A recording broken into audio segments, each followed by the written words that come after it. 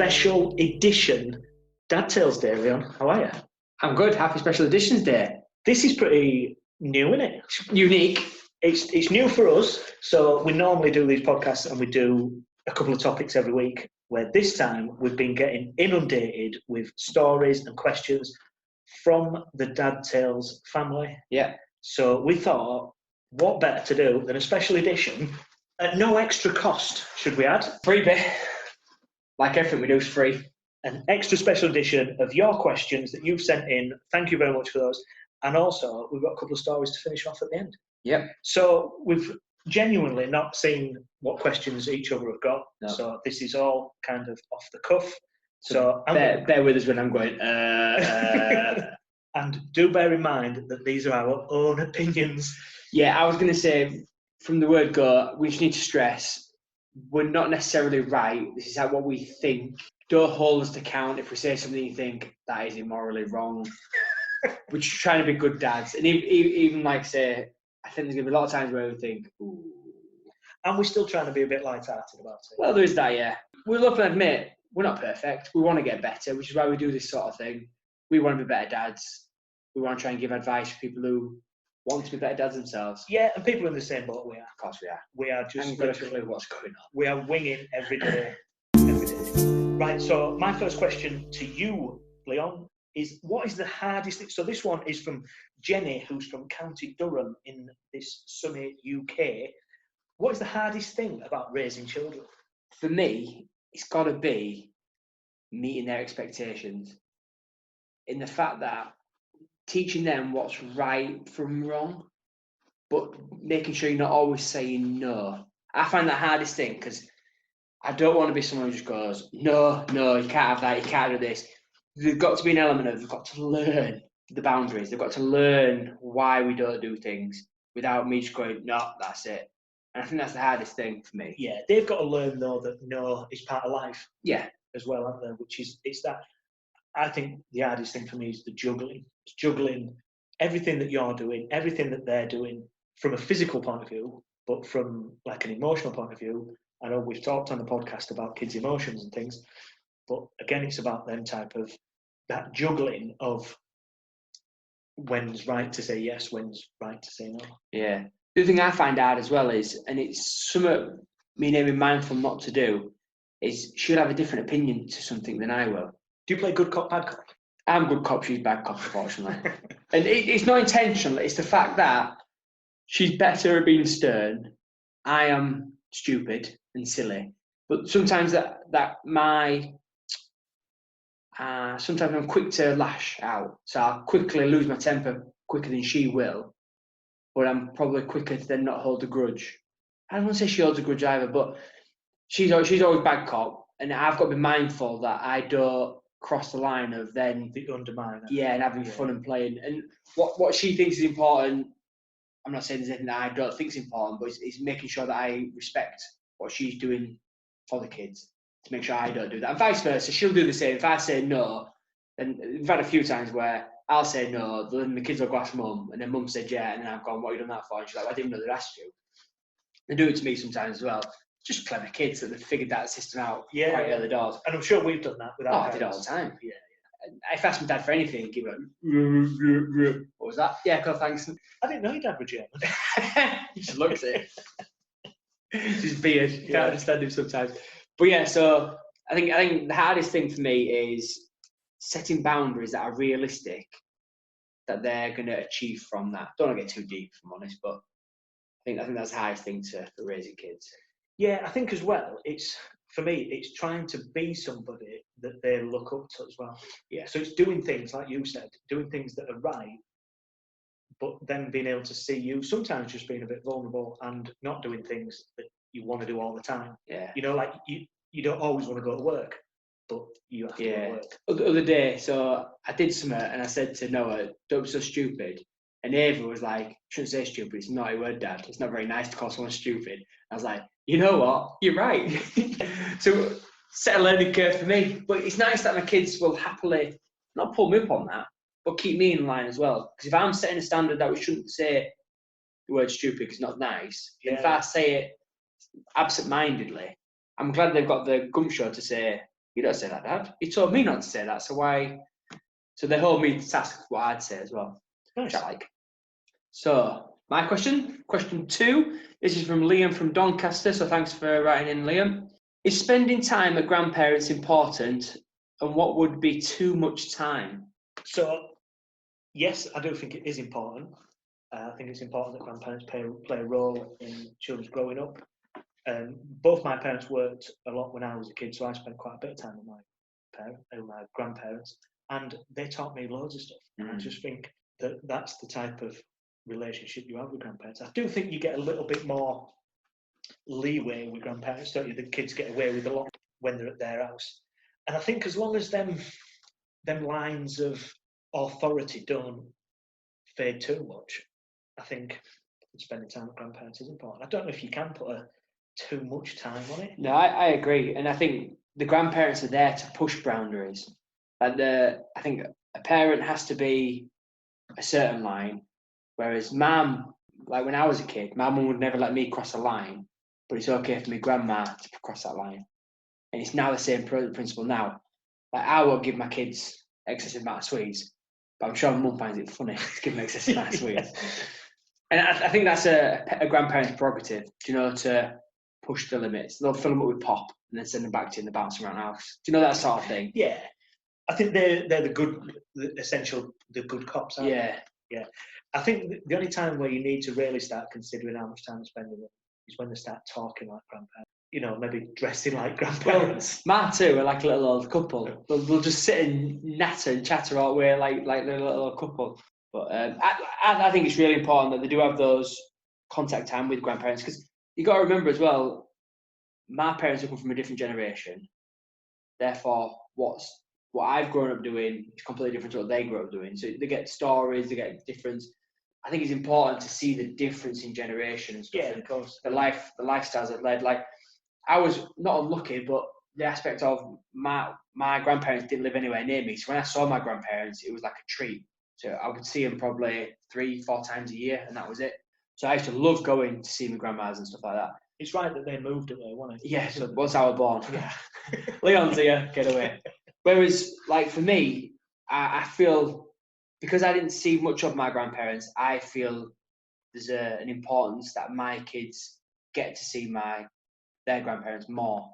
And I'm so happy that they live so local and stuff. Yeah, I find myself an awful lot talking about my grandparents and my parents.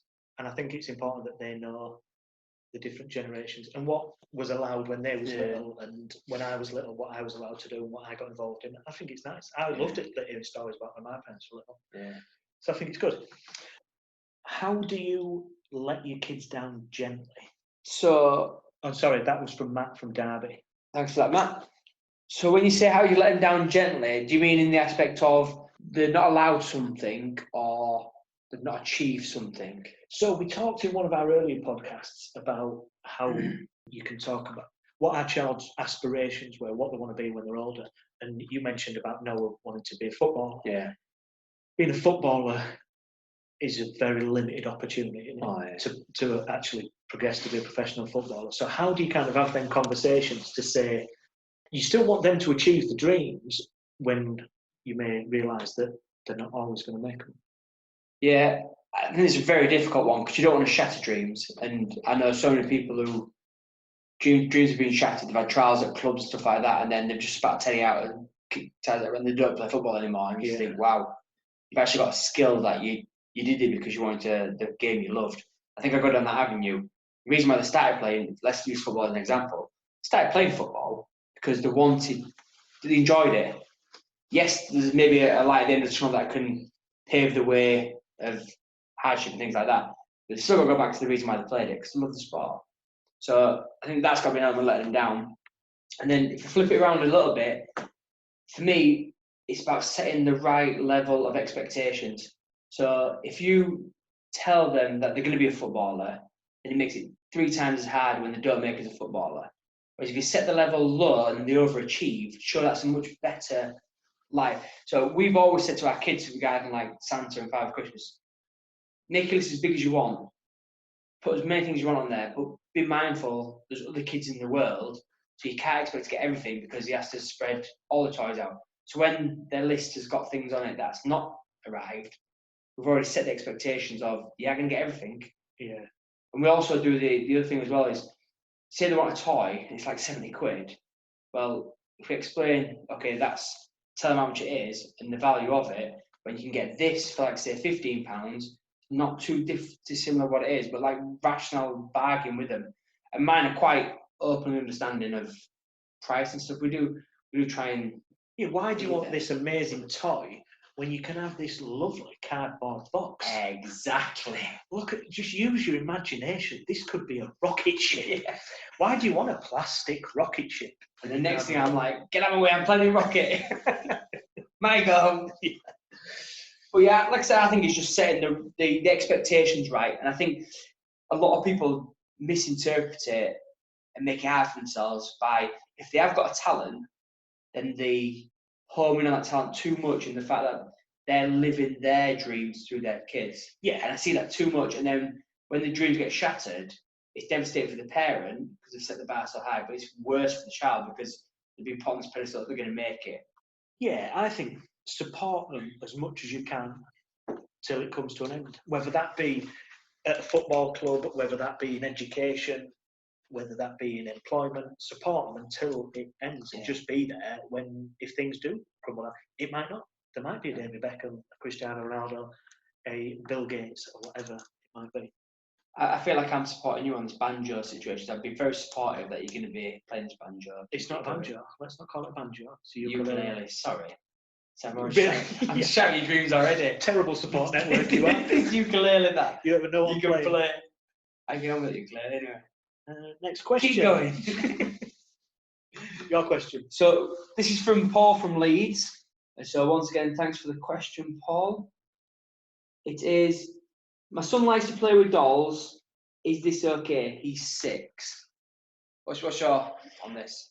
I'm quite modern dad, so I think it's absolutely fine. Yeah. I think just let children play. I think this is, I would much rather, we don't stereotype, but I'd much rather a boy be playing with a doll than not doing anything at all, or be stuck on an iPad or on the phone or just watching telly. I'd much rather imagination and that. See, and to be fair, with the spate of teenage pregnancies, it can only be a good thing that they're learning young. Yeah, they don't have to push a pram around.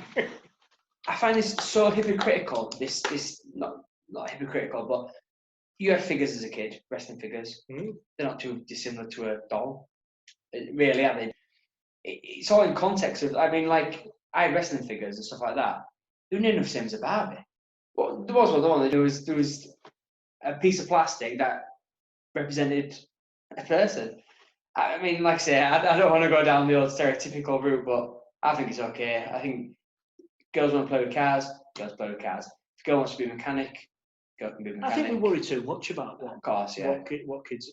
Again, it's about the imagination, using the thoughts. I think the world has changed, though, massively for the better. That we are all open-minded and we're not... Yeah, I'd like to think so. I like to think so.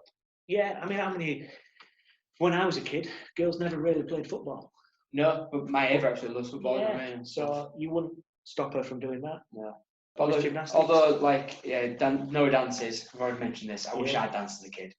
I wish you did. you wouldn't have got me, because obviously the stereotype was boys didn't really dance. So you've been hard pushed to get me there.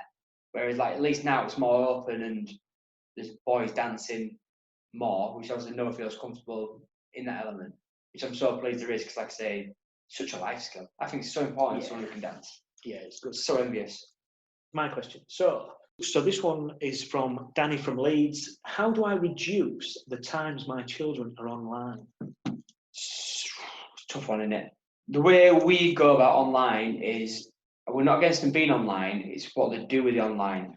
So we've found now that you've got like Time Still Rock Stars, things like that. So they think that they're online doing something online. They're actually doing something very educational. BBC Bite Size, have you been on there recently?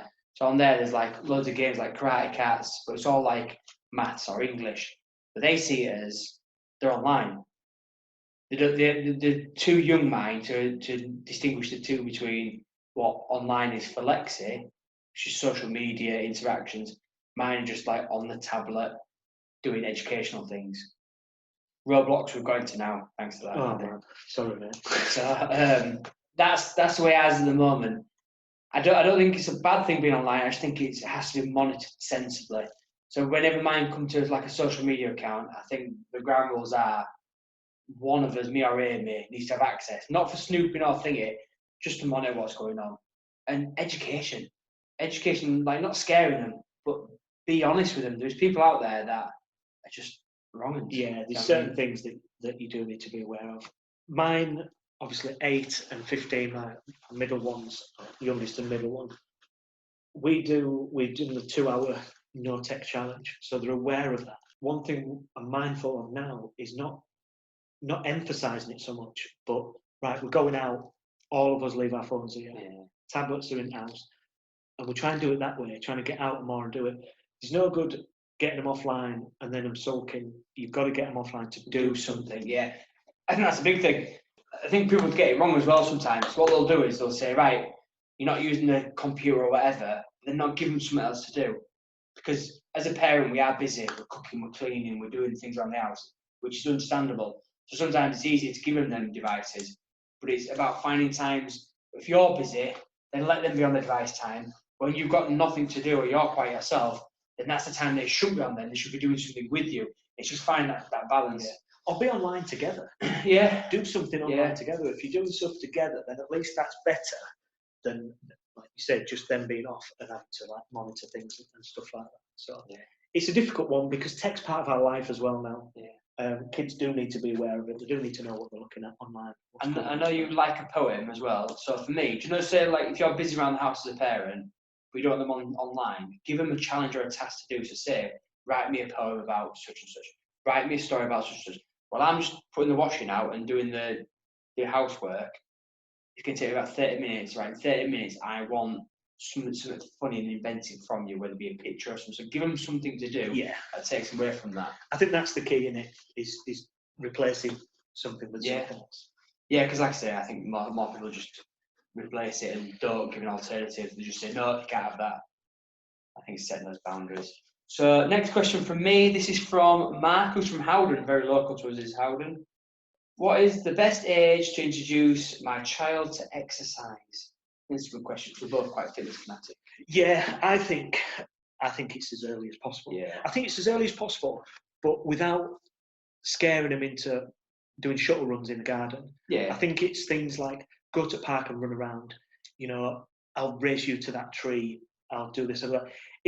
If you're a parent that is heavily involved in exercise, i.e. you teach classes or whatever it might be, get involved in that, setting it up, packing it away, because it's all part of the process. I don't think you can, it's just not scaring them. That's the thing. Not scaring them as early doors into doing something that they're going to hate later on. You know, make it fun. That's the key thing. Yeah. Open space, running about, fresh air. You can't be. Kick a ball. Just go kick a ball and chase it. Be a dog for 5 minutes. I mean, like you say about kids setting things up, ready for a class. So we'll give a big shout out to Everyday Fitness, Jody. Obviously, I see sometimes he takes his kids down and they set the stations up for him. Yeah. Which is a great thing. So it gets them involved. They'll enjoy doing that. And it's like being part of what Dad does, his job. I think that's the best way to get them in and around exercise. I mean, we've always treated exercise like a subliminal thing. So whenever I was little, we get the pram and she'd push a pram around, block and stuff. So it's not about the hardcore, crazy exercise. It's just about being active. Yeah, that's the key thing, I think. About being active, but just being out in the fresh air. Yeah. Throw a ball, kick a ball, whatever it might be. Just keep your body moving. I think I completely agree. No, getting up at 6:30 in the morning and making them do 1,000 squats. Yeah. Yes. Then you've got a limping on your hands. That's when you start doing them. So. Right, so my question, this one is all the way from Orlando, Florida. Nice. That's a good accent. I don't know about the good accent, but... This is Steve from Orlando. This is brilliant. Thank you very much, Steve, for this. So what age should children be using social media? What do you reckon? Once again, it's an hard one. I think as late as possible using social media. It's that fine balance of, because I think a lot of times it's other parents set different boundaries and different bars, and it's about making sure your kid's inclusive and not being excluded from something that's important. I think as well, It's tough on that. certainly with youngsters, there's a lot of bad stuff online. Isn't there? Yeah. You know, Well, they don't understand. That's the thing. They don't see the naivety. They're too naive to understand someone's hidden agenda. And like I say, the bullying side of things, cyberbullying, and then obviously you've got the weirdos who will prey on those. It's finding that fine balance. And I know it's awful, but it's unfortunately the world we live in. It's about educating them to be aware of them sort of boundaries. So I'd say as late as possible. How late that is, I don't know. Your kids are older than mine.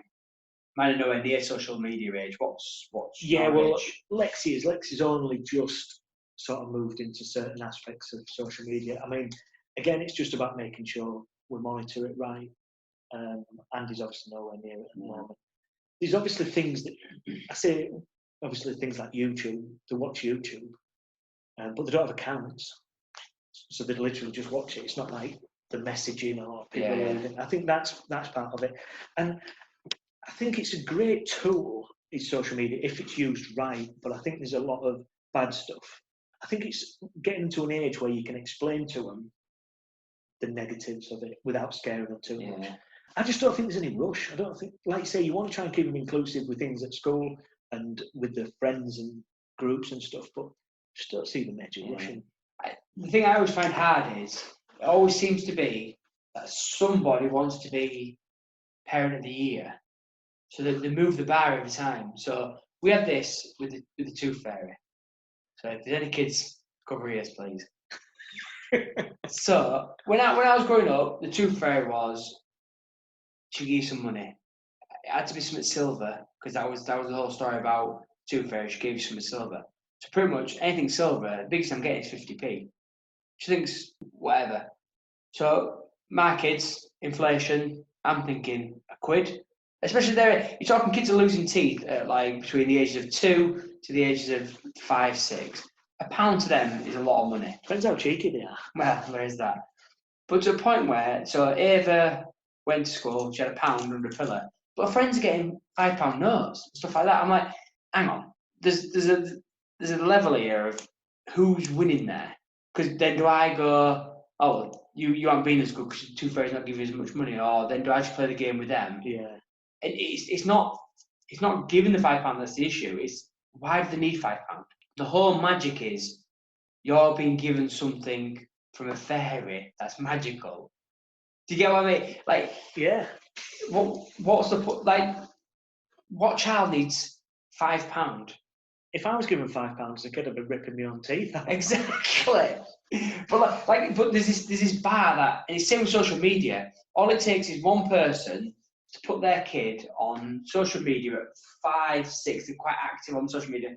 Then everyone's like, well, why are I allowed on that? What makes that child what makes their parents parent of the year over you being? It goes back to setting them boundaries. Not always saying no, but why are we saying no? It's people's perception of what parent of the year is, because to me that's completely the opposite. Oh yeah, I'm completely with you. Yeah, but they're thinking, oh, brilliant, my little Johnny or little Jenny's on Instagram or whatever with their own little account, and I just don't see. We've said this loads of times on the podcast. Is that why are we in such a rush for our kids to grow up? Exactly. We don't need it. Let's just let them be kids for as long as they can possibly be kids. And the adult world is the social media world. Yeah. You know, I tell you what's a good line. Ask them what social is and what media is. If they can answer you what them two things are, they're old enough to be on it. Go on Google. Google will ruin it for us. Damn that Google. Right, have you got one more question? I have got one more question. My last question is from Claire from Woking, and she says, how do you handle tough behaviour attitude days? So, I have a walk and talk strategy. So I'll explain what I need to do, I need them to do, and then I walk away. And then I'll come back and see if it's been done. And then we'll repeat it again. We'll walk and we'll talk. Because I see no point in arguing. Yeah, we all know. I just think aggression meets aggression.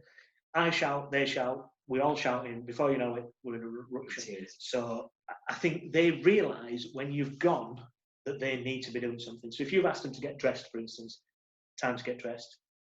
this is what I need you to do. This is why I need you to do it. Go away and then come back and just repeat the process. How often do you come back and not done what you asked me to do? I put it this way: there's many times I've got my steps in for the day. Nice. See, I'm beyond that, and I'll open up and put my hands up. I'm not scared to air my faults. I can be very short-tempered. It's not until I've blown my top and then I go, what am I doing? They're kids. Yeah. I try to treat them as mature as I can, but at the end of the day, they're kids. Me, like you say, me shouting at them has done nothing but increase my blood pressure. Yeah. It's done no favours. It's not made them go, oh, better do it now. It thought maybe get a bit of tears out of them, but that's still not going to make them do what I need them to do. And we said right at this very start of this that they need to know what the boundaries are. I've learned over the years that shouting and screaming just don't work. There's obviously going to be times when you raise your voice because we're adults. That's what we do. We get trying to authorise, isn't it? But like you say, literally, as soon as you shouted it, everybody's just stepped up. You've not got what you wanted to do, and no one's winning that. And then I always feel bad for shouting because once again, I've come to the rationale and gone, I'm the adult here. Why have I just behaved like a child and screamed and shouted because I ain't got what I wanted them to do when they might not have actually understood why we need to do that? I think as well, they've got to realise that you've got to talk and you've got to negotiate. You can't go into a shop and not get what you want and then suddenly just start screaming at the person there. You can't get kicked out. Yeah. That's a different story altogether. So speaking of stories, I've been going through our inbox. Nice. And I know you have as well. And I've got quite a cool story that I'd like to share with you. And do you know what I noticed? There was two things I noticed as I was going through these and sort of reading through these stories. Is one thing is that people's stories are very personal. So the funny stories, and I use that in inverted commas, well, I think it's one of them where you need to be there at the time, was in a lift and little Johnny trumped. Brilliant. It'd have been even funny if I was there at the time. Yeah. And the second thing I noticed was when I was reading through these stories is that I thought you could have sent these in. Right, so this first story, again, we're going to go across the pond. This one is from Carl from Chicago. Nice. In the US of A. When I read this to you, you'll understand why I thought this one might be you. I, starts Carl, like most dads, assume I'd be a superhero to my 4-year-old son. I picked Kyle up from nursery a few weeks ago and it was raining. So we ran to the car. We got in the car and he called me, Dad. Yes, Kyle. As I turned around, catching my breath, he looked at me for a few seconds and then just said, in all innocence and all honesty, I didn't know you could run. It's a fair market all of it. I think the innocence of that story is just, obviously we do a lot of things like that with our kids and our kids have seen us doing exercise and stuff, but I just quite like the innocence of that. And we've all been there, haven't we? We've left school, pelting down the street because it's raining, get in car, completely out of breath, and you get a comment, I'll beat you, Dad. Oh, Dad, why can't you breathe? Dad, why are you turning blue? Who do I need to call, Dad? So I've got a funny story, and it's from Harriet, and she lives in Cheadle or Cheddle.